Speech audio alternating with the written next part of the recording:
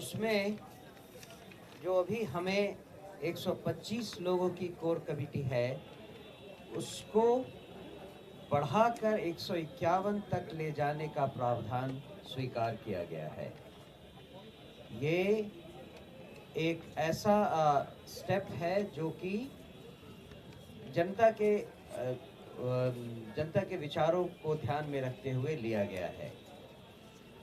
दूसरा, एक चुनाव समिति और चुनाव की क्या प्रक्रिया होगी, कैसे हमारे भावी उम्मीदवार चुने जाएंगे, उसकी प्रक्रिया पर विस्तार से चर्चा हुई। उसके बारे में जो निर्णय हुआ वो अभी आगे भी उस पर बातचीत होनी बाकी है, फिर उसको हम सार्वजनिक करेंगे। जो राज्य पदाधिकारियों की संख्या पर चर्चा हुई, उसमें 10 उपाध्यक्ष और 10 महासचिव बनाए जाएंगे। उसके अलावा 5 सचिव। इनकी सहायता के लिए 20 जिला पर्यवेक्षकों की नियुक्ति, जो कि जिलों में चुनाव प्रक्रिया के ऊपर विस्तृत जानकारी रखेंगे और उनकी जिम्मेदारी होगी कि पूरी चुनाव प्रक्रिया को कैसे व्यवस्थित किया जाए, उस पर ध्यान रखेंगे और उसमें पार्टी की सहायता करेंगे।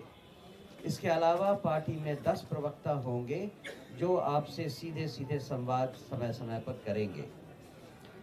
एक विधानसभा प्रभारी की नियुक्ति भी की जाएगी, जो कि विधानसभा से रिलेटेड जो भी समस्या आएगी या जो भी विचार विमर्श करने की ज़रूरत होगी, उस पर वो प्रमुख भागीदारी करेंगे और वही पार्टी को प्रदेश अध्यक्ष और उनके सहयोगियों को इसके बारे में जानकारी देंगे।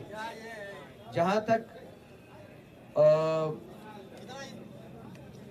पिछले चुनाव, जो 4 उपचुनाव हुए और एक एमएलसी का चुनाव हुआ, उसके ऊपर भी गंभीर रूप से चर्चा हुई कि कहां पर क्या त्रुटि रह गई और क्या उसका समाधान है।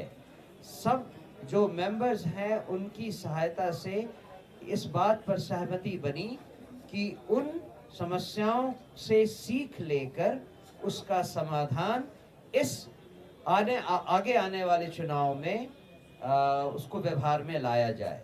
हमें बहुत सारी चीज़ें सीखने को मिली हैं, उसके अनुसार ही हम आगे आने वाले दिनों में जिस तरह से हम चुनाव लड़ेंगे उसके बारे में तैयारी की जाएगी।